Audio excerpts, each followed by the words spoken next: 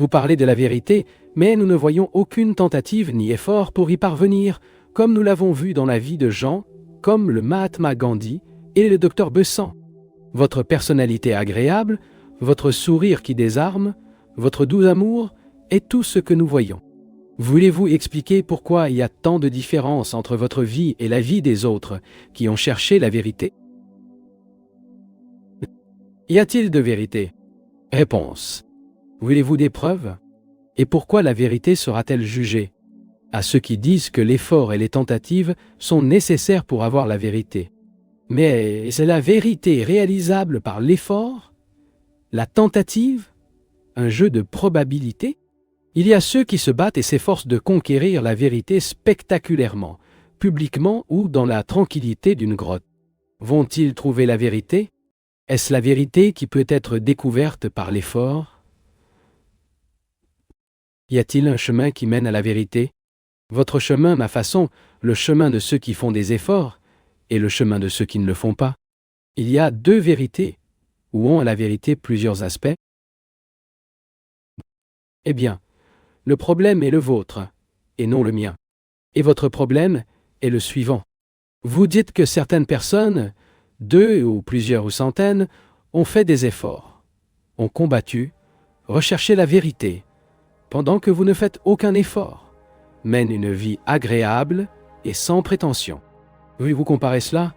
Est-ce que cela a un modèle? Avez-vous le portrait de vos guides qui s'est battu pour atteindre la vérité? Et si celui qui ne correspond pas à votre moule, vous êtes déçu et demandez « Quelle est la vérité ?» C'est déçu. La chose importante? Seigneur, et je ne sais pas si j'ai la vérité, ou si une autre en a.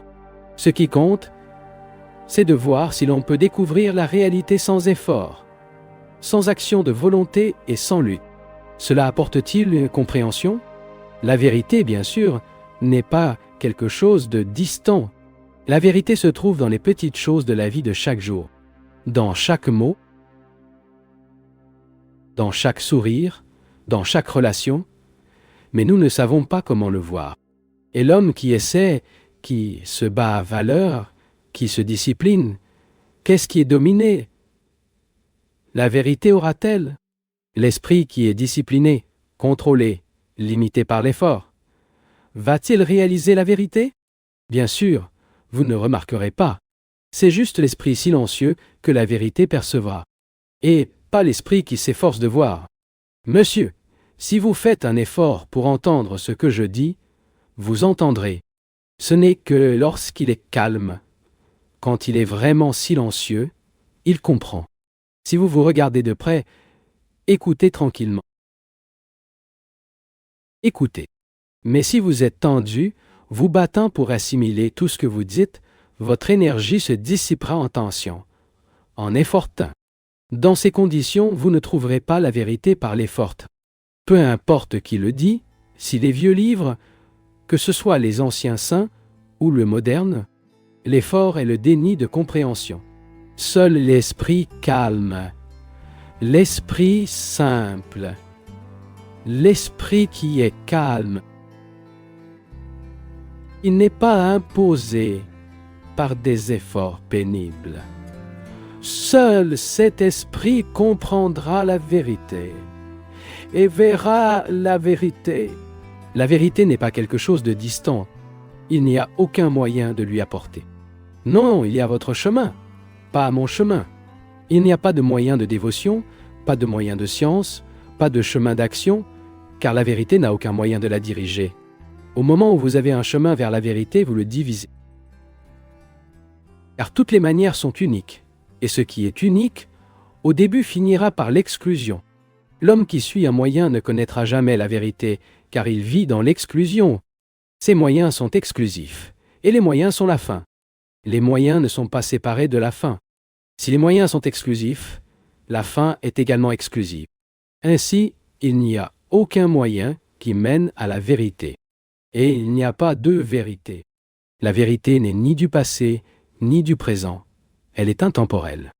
Et l'homme qui cite la vérité du Bouddha, Sankara, Christ, ou répète simplement ce que je dis, il ne trouvera pas la vérité, parce que la répétition n'est pas la vérité.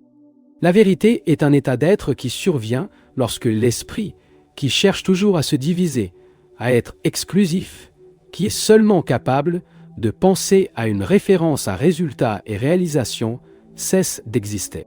Ce n'est qu'alors qu'il y aura la vérité. L'esprit qui fait des efforts en disciplinant le but d'atteindre une fin ne peut pas connaître la vérité, car la fin est sa projection, et la culture de cette projection, aussi noble, est une forme d'auto-adoration. Être dans ces conditions, c'est vous adorer, et ne peut donc pas connaître la vérité. La vérité ne peut être connue que lorsque nous comprenons tout le processus de l'esprit. Quand il n'y a pas de lutte, la vérité est un fait, et le fait ne peut être compris qu'après avoir poussé les différentes choses qui ont été placées entre l'esprit et le fait. Le fait est leur relation avec la propriété, avec sa femme, avec des humains, avec la nature, avec des idées. Tant que vous ne comprenez pas le fait des relations, votre poursuite de Dieu ne fera qu'augmenter la confusion, car c'est un remplacement, une évasion, et par conséquent, dépourvu de sens. Tout en maîtrisant votre mari où cela vous domine, tandis qu'avoir et posséder, vous ne pouvez pas connaître l'amour. Tout en se reposant, en remplaçant, bien qu'il soit ambitieux, vous ne pouvez pas connaître la vérité. Ce n'est pas le déni de l'ambition qui rend l'esprit calme. Et la vertu n'est pas le déni de la dépendance. La vertu est un état de liberté d'ordre que la dépendance ne peut pas donner. Et la compréhension de la dépendance est l'établissement de la vérité. L'homme qui construit des églises ou des temples au nom de Dieu, avec l'argent qu'il a recueilli pour l'exploitation, la ruse et la malhonnêteté, ne connaîtra pas la vérité. Il peut avoir des lignes douces, mais sa langue a le goût amer de l'exploitation et de la souffrance. Vous ne saurez que la vérité qui ne cherche pas la vérité, qui ne se bat pas ou n'essaie pas de l'atteindre. L'esprit lui-même est un résultat, et tout ce qu'il produit est toujours un résultat. Mais l'homme qui se contente de ce qu'il est, il connaîtra la vérité. Le contenu ne signifie pas être satisfait du statu quo, avec le maintien des choses telles qu'elles sont. Ce n'est pas contentement. Il ne s'agit pas de réaliser un fait vraiment, et, dans son être libre, qu'il y a du contentement, qui est l'avertant. La vérité n'est pas continue. Elle n'a pas de maison. Il ne peut être vu qu'un moment pendant un moment. Ce qui était vrai hier n'est pas vrai aujourd'hui. Et ce qui est vrai aujourd'hui ne sera pas vrai demain. La vérité n'a pas de continuité. L'esprit est ce qui veut faire de l'expérience qu'il appelle la vérité en continu. Et cet esprit ne connaîtra pas la vérité. La vérité est toujours nouvelle. C'est voir le même sourire et le voir comme s'il était nouveau. Voir la même personne et les voir d'une nouvelle manière. Voir d'une manière nouvelle les paumes qui tremblent. Aller toujours à une réunion de la vie d'une manière nouvelle. La vérité ne peut pas être conquise à travers les livres, par la dévotion ou l'auto-emploi, mais on sait quand l'esprit est libre, en cas de calme. Et cette liberté, cette tranquillité de l'esprit, ne vient que lorsque les faits de vos relations sont compris. Sans comprendre ces relations, tout ce qu'elles font ne fait que créer de nouveaux problèmes. Il doit être tout à fait évident pour la plupart d'entre nous la nécessité d'introduire un autre type de pensée et d'action dans le monde. Et une telle chose nécessite une observation très étroite de nous-mêmes, pas une analyse simple, mais une pénétration profonde dans les activités de chacun de nous. Les problèmes de notre existence quotidienne sont nombreux, et nous n'avons pas les moyens et la capacité de les résoudre. Et puisque nos vies sont si uniques, si monotones et stupides, nous cherchons à échapper à l'intellectuel ou mystique. Actuellement, nous devenons cyniques, ingénieux et érudits. Mystiquement, nous cherchons à développer certains collèges ou à suivre un gourou, dans l'espoir de rendre notre cœur plus caritatif et notre vie plus intéressante. Ou, réalisant l'insipidité de nos vies et ce qui est implicite dans nos problèmes, et réalisant que les problèmes augmentent, se multiplient. Nous pensons que, pour effectuer une transformation fondamentale, nous ne pouvons pas agir en tant qu'individus et devons agir comme masse. C'est collectivement. Je pense que c'est une grosse erreur de dire que nos problèmes doivent être résolus par une action collective ou de masse. Nous croyons en très peu d'importance et sans ajuster l'action individuelle. Lorsque les problèmes sont si vastes, si complexes et urgents, Pour cette raison, nous nous tournons vers une action collective ou de masse. Nous pensions que si vous et moi agissons individuellement, nous obtiendrions des résultats insignifiants et adhérerions donc les mouvements de masse et participerions à l'action collective. Mais si nous regardons l'action collective avec toute l'attention, nous voyons qu'elle est vraiment basée sur vous et moi. Nous semblons considérer l'action de masse comme la seule action efficace, car elle produit un résultat donné. Mais nous oublions que l'action individuelle est beaucoup plus efficace, car la masse se compose de nombreux individus. La masse n'est pas une identité indépendante. Il n'est pas séparé de vous et de moi. Par conséquent, il est important de comprendre que l'action créative, l'action vraiment efficace, il ne peut être promu que par des individus, c'est-à-dire pour vous et moi. L'action de masse est en fait une invention du politicien. C'est une action fictive dans laquelle il n'y a pas de pensée et d'action indépendante de l'individu. Si vous consultez l'histoire, vous verrez que tous les grands mouvements qui ont entraîné l'action collective ont commencé dans des individus comme vous et moi. Les individus, capables de penser très clairement et de voir les choses telles qu'elles sont. Les individus, avec leur compréhension, attirent les autres et il y a l'action collective. Après tout, le collectif est composé d'individus. Et seule la réaction de l'individu, de vous et de moi peut produire un changement fondamental dans le monde. Mais lorsque l'individu ne réalise pas sa responsabilité, il le transmet au collectif. Et le collectif est ensuite utilisé par le politicien, qualifié, ou le guide religieux, habile. Mais si vous vous rendez compte que vous et vous êtes responsable de transformer les conditions du monde, l'individu assumera une importance extraordinaire et n'est plus un simple instrument entre les mains de haut. Ainsi, vous, l'individu, faites partie de la société, n'est pas séparé de la société. Qu'est-ce que c'est? La société est comment? Bien que la société soit une entité distincte de vous, vous la créez, et donc vous ne pouvez pas la modifier. Mais au lieu de comprendre notre responsabilité en tant qu'individu au milieu du collectif, nous devenons en tant qu'individu cyniques, intellectuels et mystiques. Nous exhumons notre responsabilité en référence à une action positive, qui doit être révolutionnaire au sens fondamental. Bien qu'un individu, qui êtes vous et moi, n'assume pas la responsabilité de la transformation complète de la société restera telle qu'elle est. Nous semblons oublier que le problème du monde est le problème individuel, que les problèmes du monde sont créés par vous et moi en tant qu'individus. Les problèmes de guerre, de faim, d'exploration et de tous les autres problèmes innombrables qui arrivent à chacun de nous sont créés par vous et moi. Jusqu'à ce que nous nous comprenions même à tous les niveaux, nous maintiendrons la dégradation de la société actuelle. Ainsi, avant de changer la société, nous devons comprendre toute notre structure, la voie de notre pensée, la voie de notre action, la loi de notre action, la nature de nos relations, avec les gens, les idées et les choses. La révolution dans la société doit commencer par la révolution dans notre propre pensée et notre action. La compréhension de nous-mêmes est d'une importance primordiale. Si nous voulons faire une transformation radicale dans la société, et la compréhension de nous-mêmes est la connaissance de soi. Nous avons rendu la connaissance de soi quelque chose de extrêmement difficile et éloigné. Les religions ont rendu la connaissance de soi très mystique, abstraite et distante.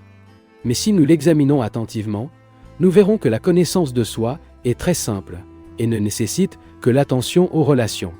Et il est essentiel si nous voulons une révolution fondamentale dans la structure de la société. Si vous, l'individu, ne comprenez pas les tendances de votre propre pensée et vos activités, la simple réalisation la révolution superficielle dans la structure extérieure de la société ne fera que créer plus de confusion et de souffrance. Si vous ne vous connaissez pas, suivez quelqu'un d'autre, sans connaître tout le processus de votre propre pensée et de votre sentiment, sera évidemment conduit à plus de confusion et de plus de catastrophes. Après tout, la vie est une relation, et sans relation, il n'y a aucune possibilité de vie. Il n'y a pas de vie isolément. Car la vie est un processus de relation. Et les relations ne se font pas avec des abstractions, mais avec la propriété, avec des gens et des idées. Dans vos relations, vous vous voyez tel quel. Peu importe à quel point la mégot ou la belle, qu'elle soit sensible ou impolie, dans le miroir des relations, vous voyez avec précision tout le nouveau problème, toute la structure de vous-même, telle qu'elle est.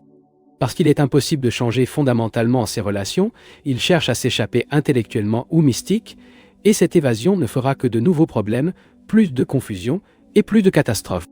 Mais si au lieu de s'enfuir, examinant la vie de votre relation et comprenant le tout la structure de ces relations, aura la possibilité de surmonter ce qui est très proche.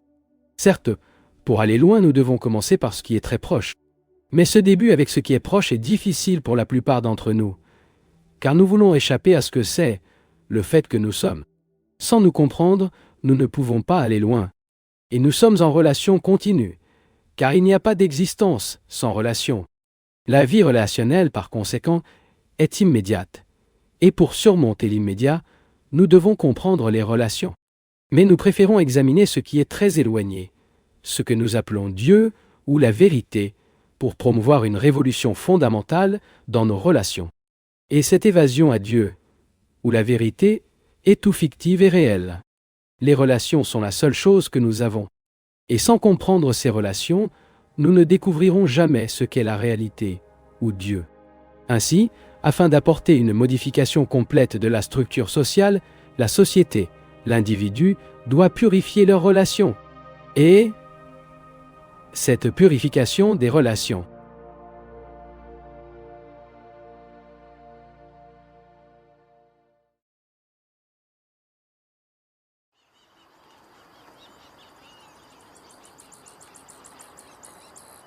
En 1944, la question suivante a été posée. Vous êtes dans une situation heureuse. Tous vos besoins sont satisfaits. Nous devons gagner de l'argent pour nous, nos femmes et nos enfants. Nous devons satisfaire le monde. Comment pouvez-vous nous comprendre et nous aider? Réponse.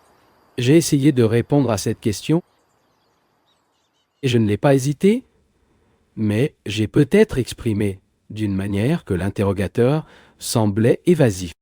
La vie n'est pas une question qui peut être liquidée avec un oui ou un non. La vie est compliquée. Elle n'inclut aucune conclusion permanente. C'est comme en vouloir savoir s'il y a ou non une réincarnation. Nous devons examiner la question. Pendant que j'en discute, vous continuez à penser que j'esquive. Parce que votre esprit est fixé dans une chose, s'il y en a ou s'il y en a non. Ainsi, votre point de vue est assez évident pour l'évasion. Mais si vous considérez un peu plus de clarté, vous pouvez voir qu'il n'y a pas d'évasion. Très bien. L'interrogation veut savoir, puisque mes besoins sont satisfaits par les autres, comment puis-je comprendre ceux qui se battent pour la vie, pour soutenir leur famille et eux-mêmes? Qu'est-ce qui subit cette question? Que je suis privilégié et que vous ne le faites pas. Et comment la classe privilégiée comprend-elle la classe non privée? La question est la suivante. Comment une personne privilégiée peut-elle comprendre des privilégiés? Tout d'abord, suis-je privilégié? Je ne suis privilégié que lorsque j'accepte la position, l'autorité, le pouvoir, le prestige qui me vient de la fin que je suis quelqu'un, ce que je n'ai jamais fait. Parce qu'être quelqu'un est très méchant, contrairement à l'éthique et à l'antipice. Être quelqu'un, c'est nier la réalité. Et seul, celui qui est quelqu'un est privilégié. Il explore et le nie, mais je ne pense pas que je sois dans cette situation. Je voyage et fais des conférences, et je suis payé, tout comme vous êtes payé pour votre travail. Et je suis traité exactement à ce niveau. Mes besoins ne sont pas très importants. Parce que je ne crois pas aux grands besoins. Un homme plein de richesses est pauvre avec pensée. Mais aussi un homme qui évite les biens est celui qui s'identifie à quelques biens. Les deux et les autres sont tout aussi pauvres de pensée. Je gagne ma vie en gagnant le vôtre. Je fais mes conférences et je suis invité à visiter différentes parties du monde. Ceux qui m'invitent me paient. S'ils ne m'appellent pas, et si je ne parle pas, ça va de la même manière. Pour moi, parler n'est pas un moyen d'auto-expression ou d'exploration. Je ne trouve pas le supprimer. Ce n'est pas un moyen d'explorer et de prendre votre argent, car je ne vous souhaite pas de charité. Je ne souhaite pas vous faire croire ou ne pas le croire. Je parle simplement dans le but de vous aider à voir ce que c'est, pour avoir une clarté en vous. Parce que dans la clarté, il y a du bonheur. Dans la compréhension, l'illumination, le bonheur en raisonnement ensemble, car dans cette raison, nous pouvons nous voir comme nous. Cette relation peut agir comme un miroir, car chaque état de relation est un miroir dans lequel nous nous découvrons. Mais interrogance veut savoir comment je peux comprendre et aider ceux qui doivent gagner de l'argent pour soutenir leur famille. En d'autres termes, l'interrogateur dit « Vous n'avez pas de famille, vous n'avez pas à soutenir la routine quotidienne de l'école et à être manqué par les étudiants. Vous n'avez pas à vous soumettre aux impertinents d'une femme. Alors, comment pouvez-vous me comprendre ?» Et pour moi, je dois affronter toutes ces horreurs quotidiennement. Je comprends peut-être parce que c'est si simple. Eh bien, vous ne comprenez peut-être pas. Vous ne voyez peut-être pas la chose dans votre vrai visage. Lorsque vous passez par cette excitation, quand sont vos tâches quotidiennes? Comment les faites-vous? Pourquoi êtes-vous soumis à la routine du bureau? Vous appelez une responsabilité et un devoir? Pourquoi êtes-vous soumis à des choses haineuses dans la vie? Pourquoi tenez-vous votre femme et vos enfants? Ou pourquoi les aimez-vous, si vous les aimez? Monsieur, pensez-y seul. Pas besoin de me répondre. Je ne ris pas. C'est l'une des façons les plus simples de contester quelque chose. Pilin à son sujet. Apparemment, votre femme et vos enfants ne transmettent pas un devoir à une responsabilité et trouvent donc la vie ennuyeuse et vide. Et je vous demande, pourquoi êtes-vous soumis à tout cela? Et vous dites « Oh, je ne peux pas éviter. Il est impossible d'échapper à cette situation. Je voudrais m'en débarrasser, mais la société condamnerait cet acte. Quels seraient mes enfants, ma femme ou mon mari? » Vous dites donc que c'est votre karma, votre devoir, votre responsabilité et la solution au problème. Vous ne voulez pas voir la chose telle qu'elle est. En pensant à elle en profondeur, sans crainte, juste face directement, vous pouvez voir qu'il existe une relation différente avec votre femme, avec votre fils. Monsieur, c'est parce qu'il n'aime pas votre femme et vos enfants que la vie de famille est devenue quelque chose d'horrible pour vous. Vous avez fait du sexe un problème formidable, car en vous, il n'y a pas d'autre relation mentale, émotionnelle et morale. Il est entravé par sa religion, sa société, et la seule autre possibilité de soulagement est un bon succès. Et se voyant arrêté, lié et attaché, vous vous rebellez, souhaitez être libre, mais ce n'est pas le cas. C'est une contradiction et donc des difficultés, ce qui est inutile. Et, après tout, pourquoi devons-nous vivre dans la routine d'un bureau pour gagner de l'argent? Avoir une occupation? Seigneur, tu as déjà cherché à ne rien faire? Réellement renoncer et ne pas calculer? Vous verrez que la vie vous nourrira. Mais la démission avec calcul n'est pas la démission. Le renonciation à la fin en vue, ou le renoncement avec le but de trouver Dieu, est un simple désir de domination. Ce n'est pas un renoncement. Lorsque vous renoncez, nous ne devons pas prêter attention à demain. Mais, comme vous le savez, nous n'osons pas le penser. Nous sommes des personnalités respectables, nous sommes des esprits cultivés, et nous faisons un double match. N'étant pas honnêtes avec nous-mêmes, nous ne sommes pas avec nos familles, nos enfants, la société. Intérieurement incertaine, peu sûre, nous nous accrochons à des choses en plein air, à l'emploi, à l'épouse, au mari, aux enfants, qui deviennent des moyens de satisfaction. J'ai besoin de quelqu'un à côté de moi pour assister en général, la femme ou le mari. Nous utilisons donc quelqu'un d'autre pour notre propre satisfaction. Tout cela, bien sûr, n'est pas très difficile à comprendre. Ce n'est difficile que lorsqu'il examine uniquement le côté superficiel. La plupart d'entre nous ne veulent pas enquêter profondément sur ces problèmes et cherchent donc à les échapper. La personne qui s'enfuit, qui évite de regarder ce qu'elle est, ne trouvera jamais la réalité. Le religieux est celui qui voit directement ce qu'il est, qui ne cherche pas la réalité en dehors de ce qu'il est. La réalité est dans leur relation avec la femme et les enfants, dans la façon dont ils gagnent leur argent. Elle n'est pas dans une autre partie. Ne peut pas gagner de l'argent par des moyens incorrects. Il doit avoir un bon mode de vie. La vérité n'est pas loin de ces choses, et nous devons le découvrir dans l'activité de tous les jours.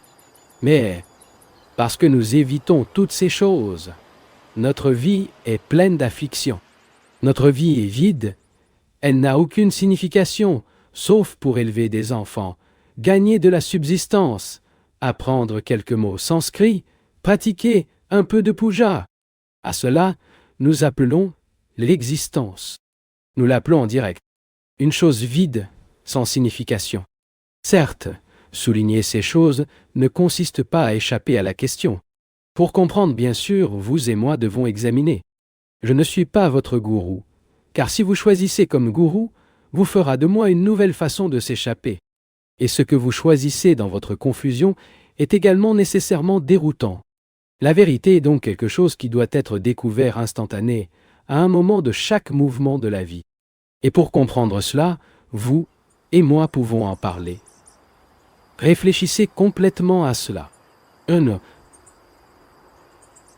Je ne t'impose pas quelque chose qui ne veut pas faire attention. Nous parlons dans le but de voir clairement notre problème, la dignité des êtres humains, et non le désir de céder l'adoration de l'un ou de l'autre. Donc, ce qui compte dans cette question, c'est de savoir si je peux vraiment vous aider à vous comprendre. Je ne peux vous aider que si vous voulez vous comprendre. Si vous ne voulez pas, le problème est très simple. Je ne peux pas vous aider. Ce n'est ni injuste, ni injuste. C'est simplement une chose impossible. Mais si nous voulons tous les deux comprendre, et par conséquent, nous avons une relation dans laquelle il n'y a pas de peur ou de soumission, dans ce cas, il a la possibilité de vous découvrir telle quelle est la vie de vie. La liberté politique n'a pas encore généré la foi et la nouvelle joie. Partout, nous trouvons le cynisme, l'antagonisme commun et linguistique, et la haine de la classe. Quel est votre diagnostic et votre médicament pour cette situation tragique? Réponse. Monsieur, ce problème n'existe pas seulement en Inde, mais dans le monde. C'est un problème mondial, et pas seulement un problème hindou. L'un des facteurs de désintégration est né lorsque les gens sont divisés en groupes communaux, linguistiques ou sectionnels. Nous semblons penser qu'avec le nationalisme, nous serons en mesure de résoudre nos problèmes. Mais le nationalisme aussi large est une exclusion. C'est toujours le séparatisme. Et là où il y a du séparatisme, il y a une désintégration. Bien que pleine de promesses au début, pleine d'espoir, de joie et d'attente, le nationalisme devient un poison, comme on peut le voir dans ce pays. Et c'est exactement ce qui se passe dans tous les pays. Comment peut-il y avoir une unité là où il y a une exclusion? L'unité implique qu'il ne devrait pas y avoir de séparation des hindous et musulmans. L'unité est détruite lorsqu'elle devient exclusive, lorsqu'elle est limitée à un groupe particulier. L'unité n'est pas l'opposé de l'exclusion. C'est l'intégration intérieure de l'ensemble de l'être de l'individu en soi, et non la simple identification avec un groupe ou une société en particulier. Pourquoi êtes-vous nationaliste? Pourquoi appartient-il à une classe particulière? Pourquoi cela donne-t-il tant d'importance à un nom? Examinons ce processus d'identification avec une nation, avec un peuple, un groupe idiomatique, etc. Pourquoi prétendez-vous hindou? Pourquoi êtes-vous appelé hindou, Gujarat ou un autre nom? N'est-ce pas parce que, en identifiant quelque chose de plus grand, vous devenez également quelque chose de plus grand? En vous-même, ce n'est personne. Il est aride, vide, creux, et s'identifier à quelque chose de plus grand, appelé l'Inde, l'Angleterre ou toute autre nation, pense que cela devient important. Ainsi, si vous dites nationaliste, si vous vous identifiez à un pays particulier, cela indique évidemment qu'en vous-même, c'est un vide, insensible, sec et laide. Et en s'identifiant à quelque chose de plus grand que vous ne faites que fuir ce que c'est. Maintenant, une telle identification conduit nécessairement à la désintégration, car vous, en tant qu'individu, êtes la base de la société. Et s'il est malhonnête dans votre pensée, la société qui crée ou projette vers l'extérieur sera basée sur la malhonnêteté, dépourvue de toute la réalité fondamentale. Et les politiciens religieux ou les abisgois ont utilisé du nationalisme comme moyen d'atteindre un résultat qui est simplement artificiel.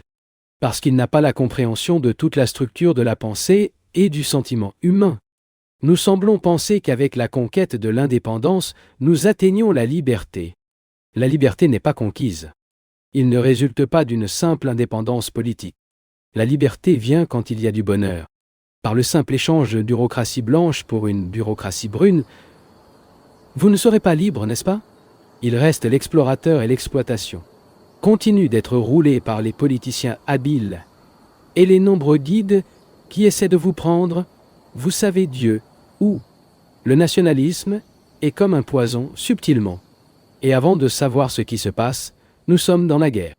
Les gouvernements souverains, avec leur nationalisme et leurs forces armées, prennent la guerre sans faille. Et éviter la guerre, c'est ne pas devenir un simple pacifiste ou adhérer à un mouvement antibellique, mais comprendre toute la structure de nous-mêmes en tant qu'entités humaines, en tant qu'individus, en relation les uns avec les autres, constituant la société. Ainsi, vous comprendre est beaucoup plus important que de vous donner un nom.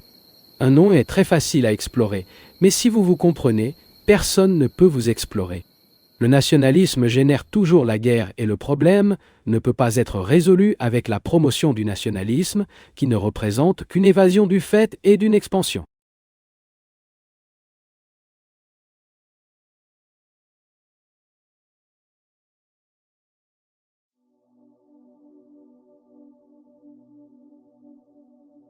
Les gens affamés et ignorants de cette terre peuvent-ils comprendre leur message? Comment peut-elle avoir un sens ou un sens pour lui? Réponse. Le problème de la faim et du chômage n'existe pas seulement dans ce pays, bien qu'il soit beaucoup plus aigu ici. Il existe partout dans le monde. Il a des causes précises. Et, jusqu'à ce que nous ne comprenions pas ces causes, le simple grattage de la surface ne donnera aucun résultat. Le nationalisme est l'une des causes.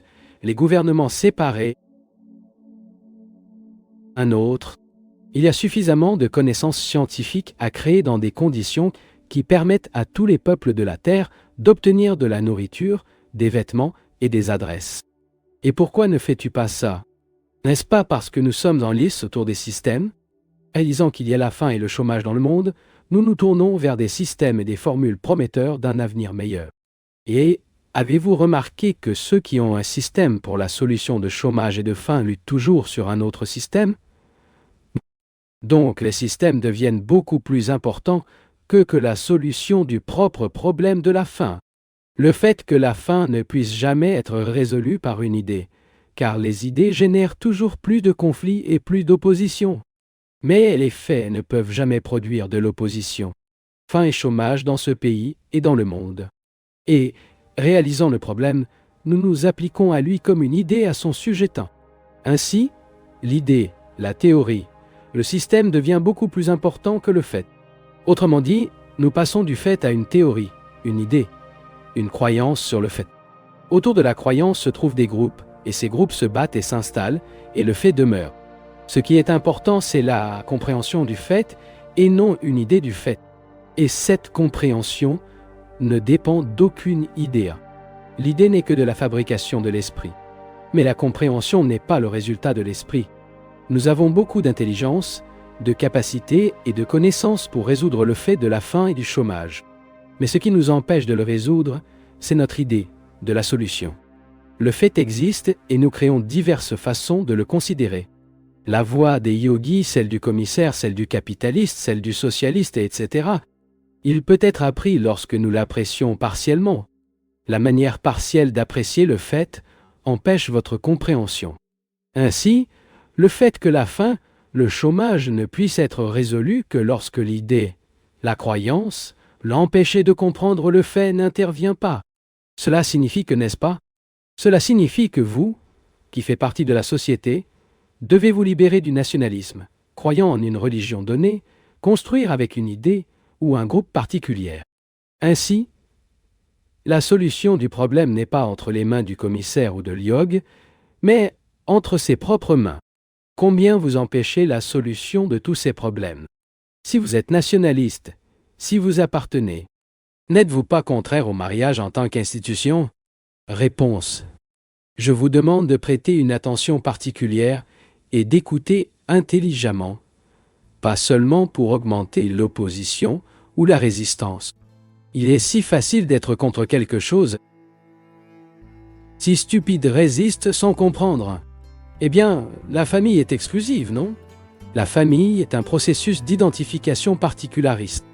Et lorsque la société est basée sur cette idée familiale, en tant qu'unité exclusive, par opposition à d'autres unités exclusives, une telle société produira inévitablement la violence.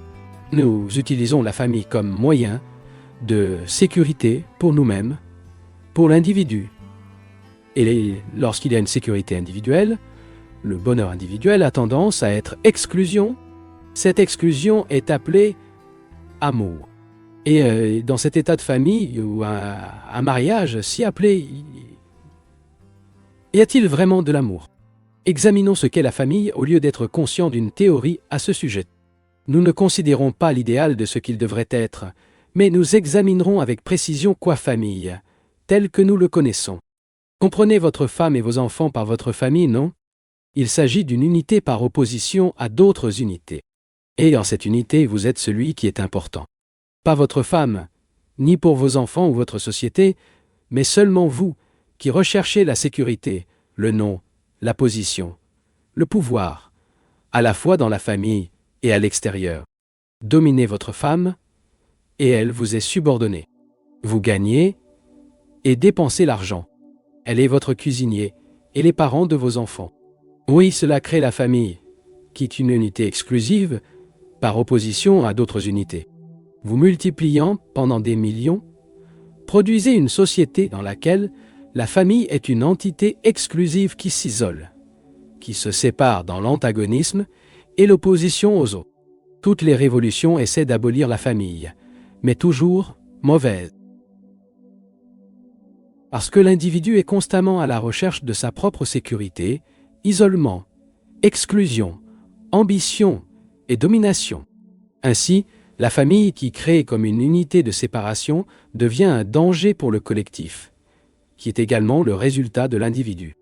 Par conséquent, il ne peut y avoir de réforme du collectif, tandis que vous, en tant qu'individu, êtes exclusif et recherchez l'auto-assurance dans chacune de vos actions, limitant votre intérêt à vous-même.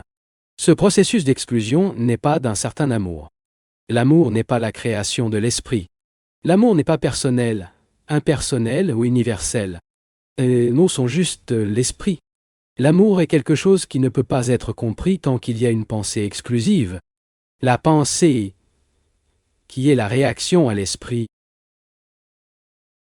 ne peut jamais comprendre ce qu'est l'amour. La pensée est invariablement exclusive, séparatiste, et lorsque la pensée cherche à décrire l'amour, elle doit nécessairement y mettre fin à des mots qui sont également uniques. La famille, telle que nous le connaissons, est l'invention de l'esprit. Et c'est pourquoi c'est exclusif, processus d'agrandissement du moi qui est le résultat de la réflexion. Et dans la famille, nous nous accrochons si régulièrement. Avec tant de désespoir, il n'y a pas d'amour. Nous utilisons le mot « amour ». Nous pensons que nous l'aimons. Mais en fait, nous ne l'aimons pas, non? Nous disons que nous aimons la vérité, que nous aimons la femme, le mari, les enfants, mais ce mot est entouré de la fumée de la jalousie, de l'envie, de l'oppression, de la domination et de la bataille constante. La famille devient un cauchemar, devient un champ de bataille entre les deux sexes, et donc la famille est invariablement opposée à la société. La solution ne réside pas dans la législation pour abolir la famille, mais dans leur propre compréhension du problème. Et le problème est seulement compris et disparaît donc quand il y a un véritable amour. Lorsque les choses à l'esprit ne remplissent pas leur cœur, lorsque l'ambition individuelle, un bon succès personnel ne prédominait pas, quand il n'y a pas de place dans votre cœur. Seulement vous connaissez l'amour. Dans la religion, pourquoi avons-nous besoin de croyance? Si vous observez, vous verrez que la croyance est l'un des facteurs qui séparent les hommes. Vous croyez en Dieu et aux autres ne croyez pas en Dieu. Et donc vos croyances vous séparent. La croyance dans le monde est organisée comme l'hindouisme, le bouddhisme ou le christianisme. Et sépare donc l'homme de l'homme. Nous sommes dans la confusion et nous pensons que, par croyance, nous dissiperons la confusion. Autrement dit, nous surmontons la croyance de la confusion et nous espérons que la confusion se dissipera.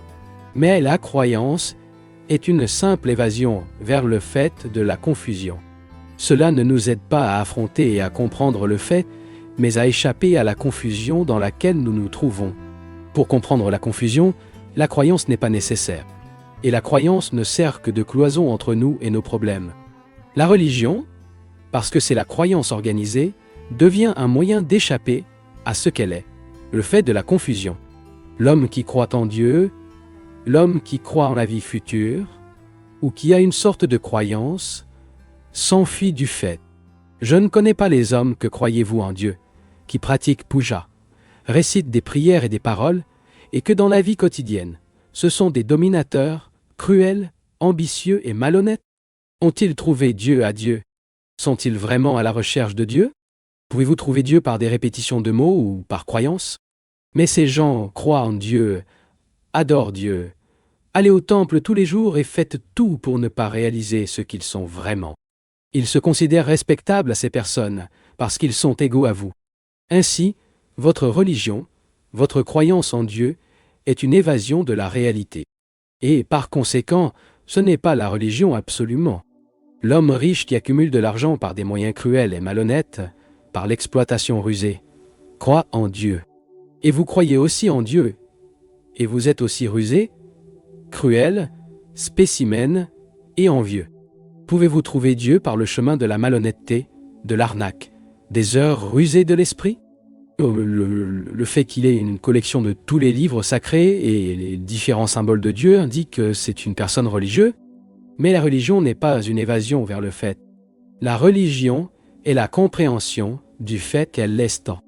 Dans leur relation quotidienne, la religion est la façon dont il parle, la façon dont il s'adresse à ses serviteurs, comment traite sa femme, ses enfants et ses voisins. Tant que vous ne comprenez pas vos relations avec les autres, la société, votre femme et vos enfants, il y aura de la confusion. Et l'esprit qui est confus, faites ce que vous faites, créera simplement plus de confusion, plus de problèmes et plus de conflits. L'esprit qui s'éloigne de la réalité, des faits de la vie relationnelle, ne trouvera jamais Dieu. L'esprit remuant par les croyances ne connaîtra jamais la vérité. Mais l'esprit qui comprend sa relation avec la propriété, avec les gens, avec des idées, l'esprit qui ne lutte plus avec les problèmes créés par la vie de la relation, dont la solution n'est pas dans l'évasion, mais dans la compréhension, vient de l'amour. Seulement ceci, l'esprit est capable de comprendre la réalité. La vérité ne peut pas être connue par l'esprit qui est confus dans leurs relations, ou qui s'éloigne des relations avec le isolement, mais par l'esprit qui se comprend en action. C'est juste cet esprit qui connaîtra la vérité. L'esprit calme, l'esprit silencieux, ne peut pas parvenir à une forme de contrainte, toute forme de discipline, car l'esprit n'est silencieux que lorsqu'il comprend ses relations avec la propriété, avec des gens et des idées.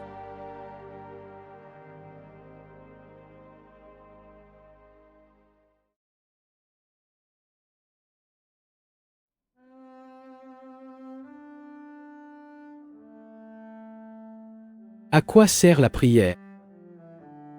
Réponse. Pour répondre à cette question, nous devons l'examiner complètement, car c'est un problème très complexe. Voyons ce que l'on entend par prière et nous le découvrirons. Afin qu'il serve. Qu'entend-on par prière? Quand priez-vous? Pas quand il est heureux. Pas quand il est heureux. Pas quand il y a de la joie ou du plaisir en vous. Juste à l'heure actuelle, lorsque vous êtes en difficulté, votre prière est une demande. Un homme en difficulté dit, ce qui signifie qu'il demande, il a besoin d'aide. C'est plaider, vous demandant de vous réconforter. Il n'y a aucune raison de rire.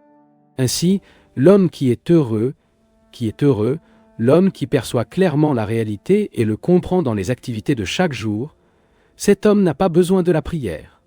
Ne prie pas quand il est heureux. Ne prie pas quand il y a plaisir dans son cœur. Ne priez que lorsqu'il y a de la confusion. Et votre prière est une simple supplication, une demande d'aide, de confort, de soulagement. N'est-ce pas comme ça? Dans d'autres, les mots sont déroutants et veulent donc une force extérieure pour vous retirer de la confusion. Vous avez besoin de quelqu'un qui vous aide, et plus la somme de l'élément psychologique de votre problème est grande, plus votre besoin d'aide extérieure est urgent. Et donc, parfois pour Dieu, ou s'il a des idées modernes, elle cherche un psychologue, ou essayant de se libérer de cette confusion, répète une multitude de mots. Participez à des séances de prière où ils sont pasteurs comme un troupeau, où ils sont fascinés et mis dans un état donné, pensant avoir obtenu la réponse souhaitée. Tous ceux-là sont de vrais faits. Je n'invente rien. Je montre simplement ce qui est contenu dans ce qui appelle la prière. Tout comme nous recherchons un médecin lorsque nous souffrons physiquement. Donc lorsque nous nous voyons dans une confusion psychologique, nous échappons à l'hypnotisme collectif, ou demandons de l'aide à une force extérieure. N'est-ce pas ce que nous faisons? Je pense forte. À votre place, je ne t'impose rien. Ainsi, notre prière ne s'adresse pas à la vérité, mais à une force extérieure que nous appelons notre guide, notre gourou ou Dieu. Autrement dit, lorsque nous souffrons, lorsque nous nous trouvons dans un conflit psychologique, nous nous tournons vers quelqu'un. C'est le même instinct naturel que l'enfant qui court vers son père pour obtenir de l'aide. Quand je ne comprends pas mes relations avec les autres, quand j'ai des ennuis, j'appelle quelqu'un pour m'aider. Qu'est-ce qu'un instinct naturel, n'est-ce pas? Une force extérieure peut-elle m'aider? Je ne veux pas dire qu'il n'y a pas de force extérieure. De cela, nous traiterons une autre occasion. Mais une force extérieure peut-elle m'aider quand j'ai un problème? Quand je me retrouve dans le conflit, dans la confusion créée par moi-même? J'ai créé le conflit dans mes relations avec la société. J'ai fait quelque chose qui a généré le conflit, donc bien sûr, je suis responsable de ce conflit et de personne d'autre. Tant que je ne comprends pas qu'il vaut la peine de recourir à une force extérieure, la force extérieure peut m'aider à sortir du conflit. Il peut aider à s'enfuir. Mais jusqu'à ce que je comprenne ma confusion, je créerai une nouvelle confusion. Et c'est ce que nous faisons. Nous avons créé un gâchis, trouvé un moyen de s'en débarrasser, et nous avons rapidement plongé dans une autre confusion. Donc, jusqu'à ce que je comprenne le producteur de la confusion qui est moi-même, jusqu'à ce que je mette en lumière cette confusion pour moi-même, le simple de recourir à une force extérieure est très peu de valeur. Je sais que cela ne vous plaira pas, que je résiste à ce que je dis, parce que vous ne voulez pas voir les choses telles qu'elles sont. Mais bien sûr, j'ai besoin de me voir clairement pour comprendre la cause de la confusion. C'est l'un des faits. Nous connaissons également le moyen simple d'échapper à ceux qui le nient. Nous le couvrons généralement par la récitation des mots ou nous en fûmes, en nous dirigeant vers une réunion de prière collective. Nous connaissons bien ces différentes méthodes. Entre dans un temple et récite une multitude de mots. Récitant toujours et pensez que vous êtes devenu. Une réponse et trouver une conclusion. Ce n'est qu'un moyen d'échapper au problème.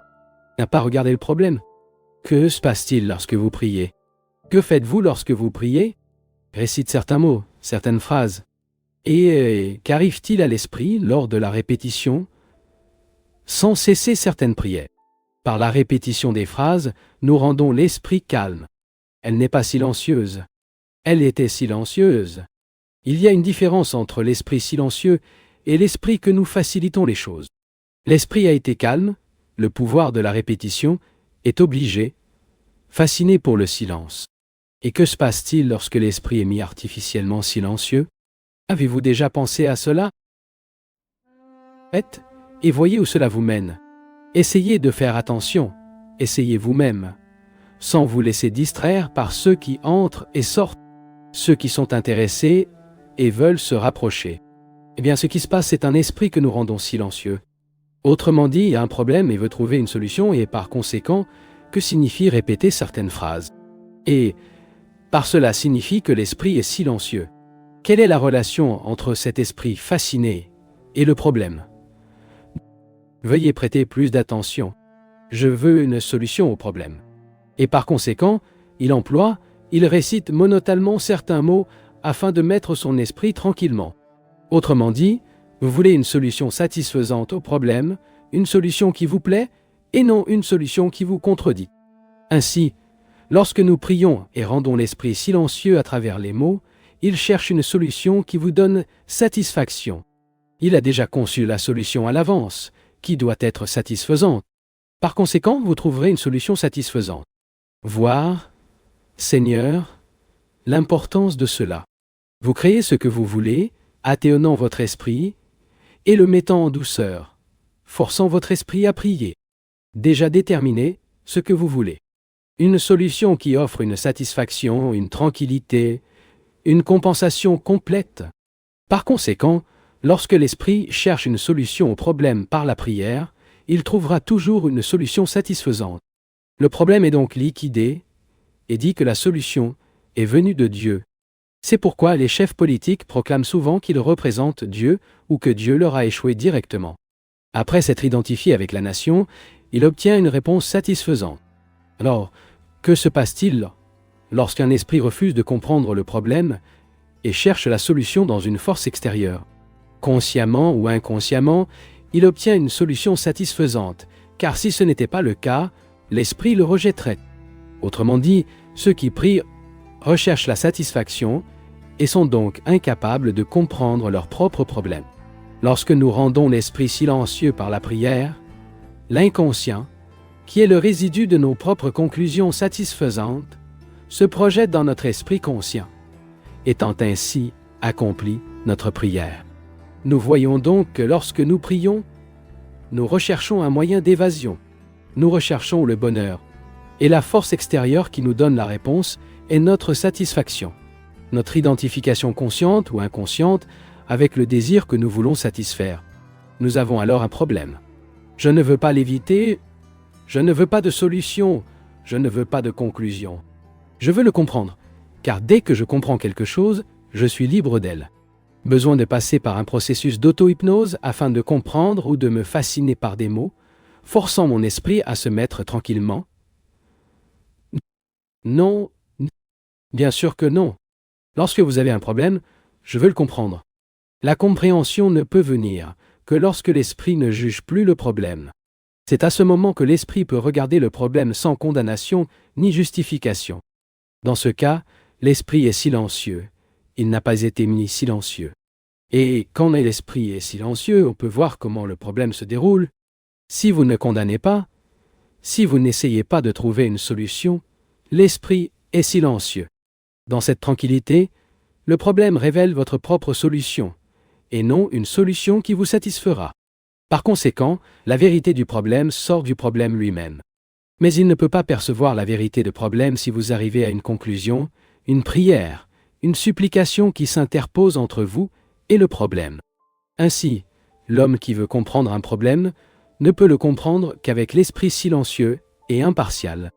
Lorsque vous voulez comprendre le problème du chômage, de la souffrance humaine, il ne peut pas être biaisé. Si vous voulez comprendre le problème, vous ne pouvez pas prendre parti, car le problème n'est pas une question d'opinion. Il ne nécessite aucune idéologie. Ce qu'il a besoin, c'est de le voir clairement pour comprendre son contenu. Et vous ne pouvez pas comprendre le contenu d'un problème s'il y a un rideau d'idéologie entre vous et le problème. Identique à la prière, sans connaissance de soi, conduit à l'ignorance et à l'illusion. La connaissance de soi est la méditation. Et sans connaissance de soi, il n'y a pas de méditation. La méditation n'est pas la fixation de l'esprit dans un objet particulier. La méditation est une compréhension de ce qu'elle est en relation. L'esprit n'a pas besoin d'être contraint à l'immobilité. C'est extrêmement sensible et donc très réceptif. Mais discipliner l'esprit pour se taire détruit la réceptivité. Peut-être que nous gérons à nouveau dimanche prochain. Pour comprendre un problème, nous devons comprendre le créateur du problème, que nous sommes nous-mêmes. Le problème n'est pas séparé de nous. Ainsi, la compréhension de nous-mêmes est d'une importance capitale. Et pour nous comprendre,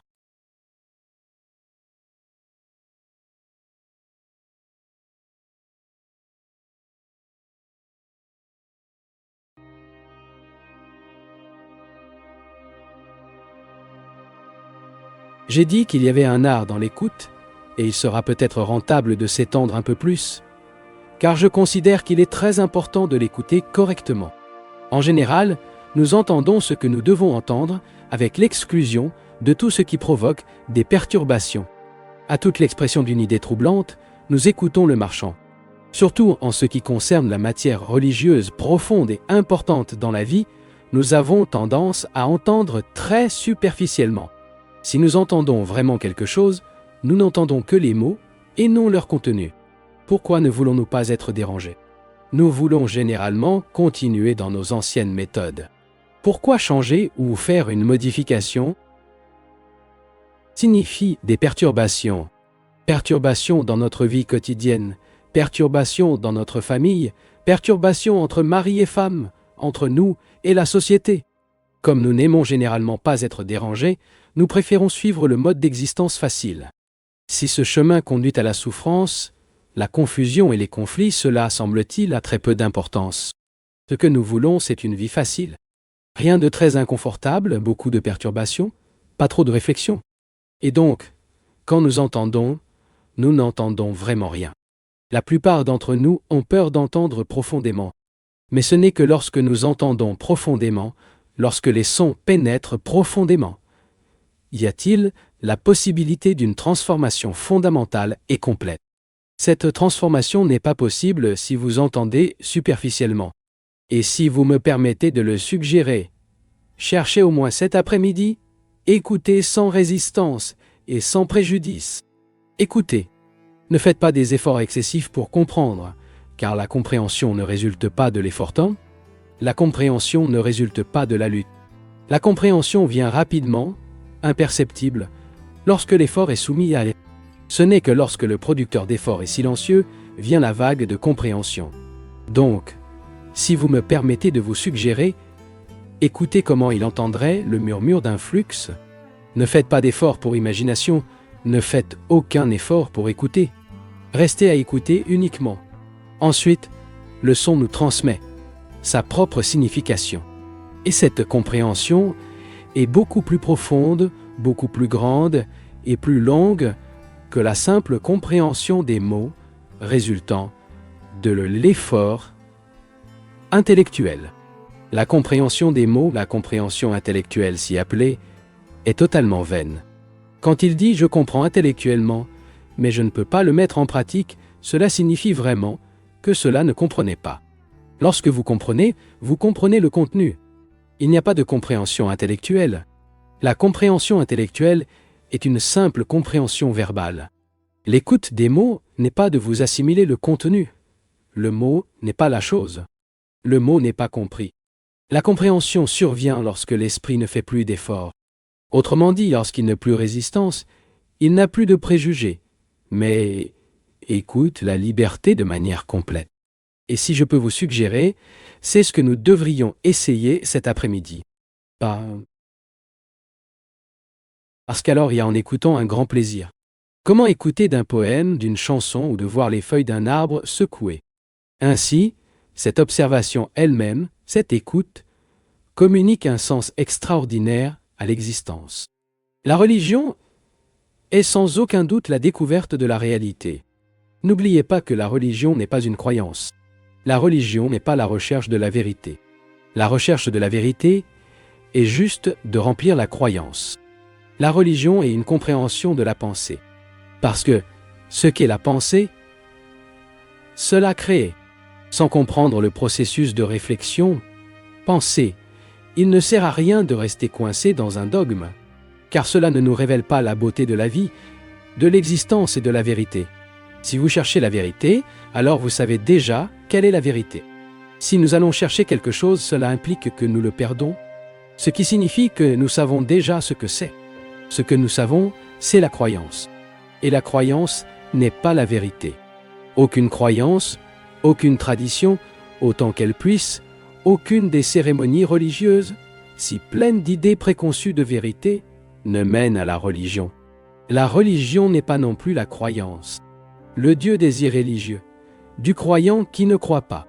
La religion permet sans aucun doute à la vérité de se manifester. Comment voulez-vous cette vérité? pas la vérité que nous voulons, parce que, dans ce cas, ce n'est que la satisfaction d'un certain désir que nous appelons la croyance. Par conséquent, cela devient un esprit réceptif pour la vérité. C'est peut-être tout comme il l'est. Et cet esprit n'est possible que lorsque nous savons écouter passivement. La perception passive se manifeste lorsqu'il n'y a pas d'effort, pas de répression ou de sublimation. Parce que, après tout, pour être réceptif, nous avons besoin d'un esprit qui n'est pas chargé d'opinion ou occupé avec votre propre bavardage. Avec une opinion ou une croyance, l'esprit peut projeter une idée ou une image de Dieu.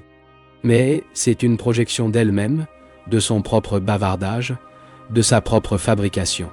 Et ce n'est donc pas le réel. Le réel ne peut pas être projeté ou appelé. Il ne peut se manifester que lorsque l'esprit, la pensée, se comprend. Sans comprendre le penser et penser, il n'y a aucune possibilité de recevoir la vérité. Parce que le producteur d'effort est pensée, ce qui est la pensée. Sans pensée, il n'y a pas de réflexion. Et la pensée, cherchant plus de sécurité, se réfugie dans une idée qui appelle Dieu ou la religion. Mais ce n'est pas la religion. C'est une simple extension de votre propre égoïsme, une projection de lui-même. C'est une vertu projetée, une respectabilité projetée. Et cette respectabilité ne peut pas recevoir la vérité. La plupart d'entre nous sont très respectables au sens politique, économique ou religieux. Nous souhaitons être quelque chose dans ce monde ou dans un autre monde. Le désir d'existence dans l'autre monde, sous une forme différente, est toujours autoprojection. Et c'est toujours le temps de soi. Et une telle projection, c'est sûr, n'est pas la religion. La religion est une chose beaucoup plus large, beaucoup plus profonde que les projections d'auto-auto. Et après tout, votre croyance est une projection. Ces idéaux, à la fois nationaux et religieux, sont des projections de soi. Et le segment de ces projections est sans doute une satisfaction pour le soi. Et donc enceinte de l'esprit dans une croyance. Ce n'est donc pas réel. La réalité ne peut se manifester que lorsque l'esprit est silencieux, sans se taire. Par conséquent, il ne devrait pas y avoir de discipline de l'esprit pour le faire taire. Lorsque nous nous disciplinons, cela ne représente qu'un désir conçu de passer à un état particulier. Cet état n'est pas l'état de la passivité. La religion est la compréhension de la pensée et de la pensée. C'est une compréhension de l'action dans les relations. Comprendre l'action dans la conduite est la religion. Ce n'est pas l'adoration d'une idée donnée, aussi agréable comme traditionnelle, et peu importe qui l'a formulée. La religion est la compréhension de la beauté, de la profondeur, du grand sens de l'action dans les relations. Parce qu'après tout, la vie est une relation. Être, c'est être en relation, car sinon, nous n'avons aucune existence.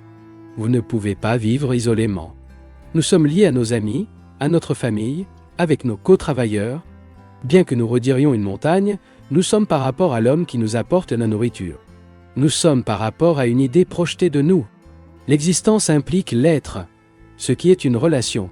Et si nous ne comprenons pas cette relation, il n'y a aucune compréhension de la réalité. Mais comme l'état de relation est douloureux, dérangeant, variant toujours dans ses demandes, nous nous enfuis de ce que nous appelons Dieu et pensons que nous recherchons la réalité. Celui qui cherche ne peut pas chercher le réel. Vous ne pouvez rechercher que votre idéal de votre propre projection. Ainsi, une relation et leur compréhension sont qu'ils constituent une vraie religion. Et rien n'est la religion. Parce que, dans ces relations, tout le sens de l'existence est contenu. Dans les relations, à la fois avec les gens et la nature, avec des arbres, avec les étoiles, avec des idées, avec l'État, dans ces relations, c'est tout ce qui révèle la pensée, qui est l'homme, qui est l'esprit. Le je me présente en raison de l'objectif constitué par le conflit. L'objectif du conflit donne à l'esprit la conscience individuelle de soi. Dans différentes conditions, il n'y a pas de moi. Et bien que vous mettiez ce moi à un niveau élevé, c'est toujours le moi. Satisfaction. Ainsi, l'homme qui veut recevoir la réalité et ne pas chercher la réalité. Il veut entendre la voix de l'Éternel, de toute sorte que cet Éternel Cet homme doit comprendre la vie de la relation. Parce que dans la vie en relation, il y a un conflit. Et c'est toujours le conflit qui empêche la manifestation du réel. C'est dans le conflit, il y a la fixation de la conscience individuelle qui diligne en fuyant et en échappant au conflit. Mais ce n'est que lorsqu'il comprend que le conflit est l'esprit qui peut percevoir le réel. Si nous ne comprenons pas la vie de la relation, la recherche du réel est la recherche d'un moyen d'évasion. N'est-ce pas vrai? Pourquoi ne faisons-nous pas face au conflit? Si nous ne comprenons pas la réalité, comment pouvons-nous aller plus loin? Vous pouvez fermer les yeux, vous pouvez vous échapper à votre les sanctuaires et l'adoration vaines images. Mais l'adoration, la dévotion, la puja, l'offre de fleurs et sacrifices, les idéaux, les croyances, tout cela est vide de sens si nous ne comprenons pas les conflits dans nos relations. Ainsi, la compréhension des conflits dans la vie de la relation est d'une importance primordiale. Et rien de plus, car dans ce conflit, le processus complet de l'esprit est découvert. Si vous ne vous connaissez pas tel qu'il est, et non comme techniquement, il est censé l'être, Dieu s'est terminé par une matière ou une théorie de ce genre. Si vous ne vous connaissez pas en réalité dans le conflit de quotidien, économique, social, existence idéologique, si vous ne comprenez pas ce conflit, comment pouvez-vous aller au-delà et découvrir autre chose? La recherche de ce qui est au-delà n'est que de l'évasion vers ce qu'elle est. Et si vous voulez un moyen de s'échapper, alors la religion ou le Dieu constitue un moyen aussi bon que la boisson. Ne choquez pas la boisson et Dieu au même niveau. Toutes les évasions sont au même niveau. Peu importe s'il s'enfuit dans la boisson, par au milieu de puja ou tout autre moyen. Comprendre les conflits dans la vie relationnelle est d'une importance primordiale. Et rien de plus, à cause de ce conflit, nous créons le monde dans lequel nous vivons chaque jour. La souffrance, la pauvreté, la laideur de l'existence est en relation, doit correspondre au mouvement de la vie. Autrement dit, la vie est un défi constant. Et lorsque notre réaction est inadéquate, elle donne le conflit. Mais si nous correspondons immédiatement, vraiment, adéquatement au défi, cela nous apporte un état de plénitude. Dans la réaction qui convient au défi, le conflit cesse. Et il est donc pertinent de nous comprendre. Pas d'une manière abstraite mais réelle, dans l'existence de chaque jour. Ce que nous sommes dans la vie quotidienne est d'une importance capitale. Pas ce que nous pensons ni les idées que nous concevons, mais notre conduite avec notre femme, notre mari, nos enfants, nos employés. Parce que c'est avec ce que nous sommes qui ont construit le monde. La conduite ne signifie pas la conduite idéale. Il n'y a pas de conduite idéale. La conduite est ce que nous sommes moment pour le moment.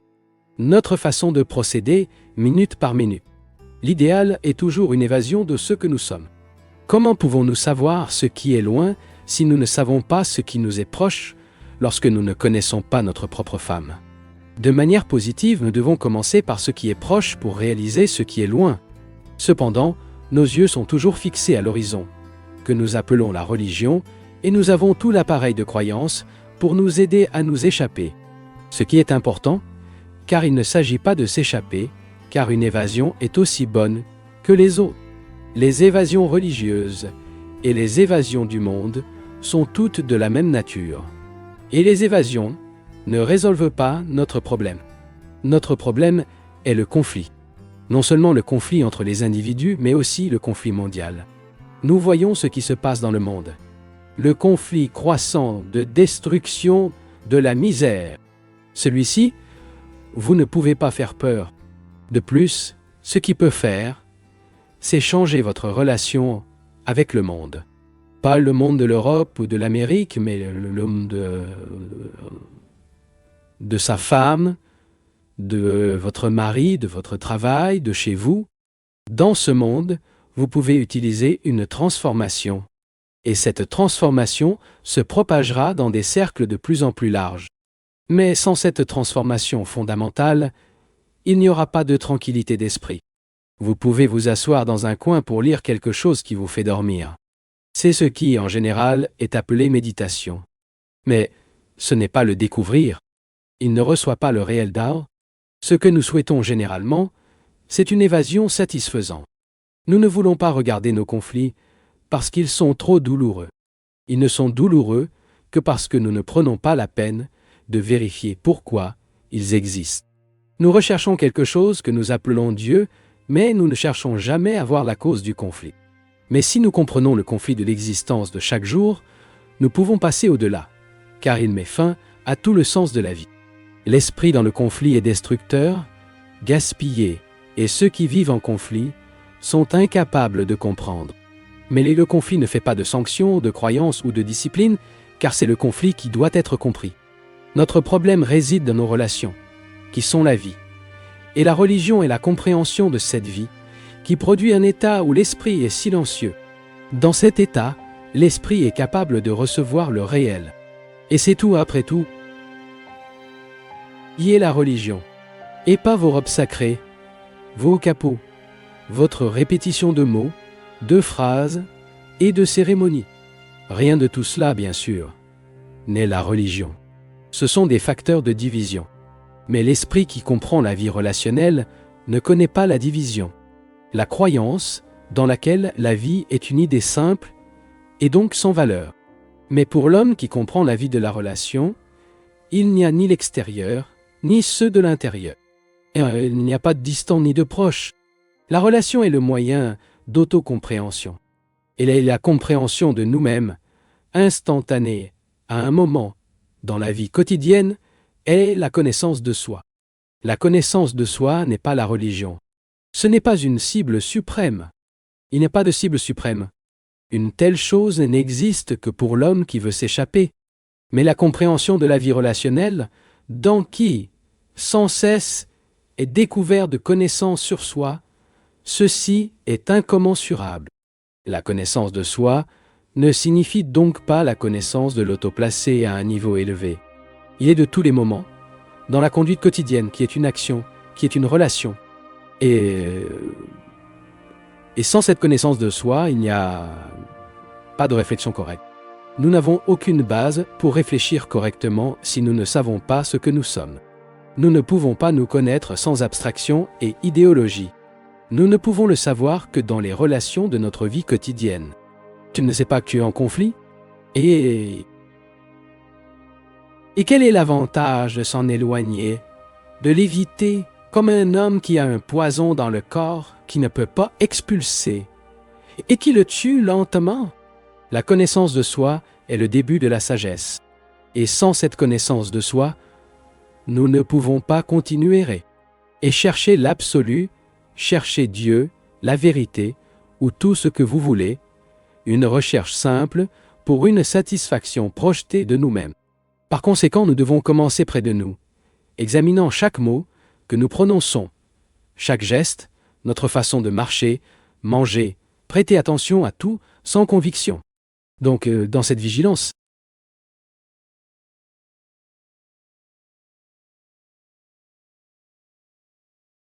Tu es allé jusqu'au bout, et ce n'est pas seulement regarder une vidéo. C'est un acte d'attention à une époque où peu écoutent jusqu'à la fin. Dis-nous en commentaire d'où tu nous suis, et si tu le souhaites, partage ce contenu avec quelqu'un qui lui donnera autant de valeur que toi. Merci, une grande accolade, et à très bientôt.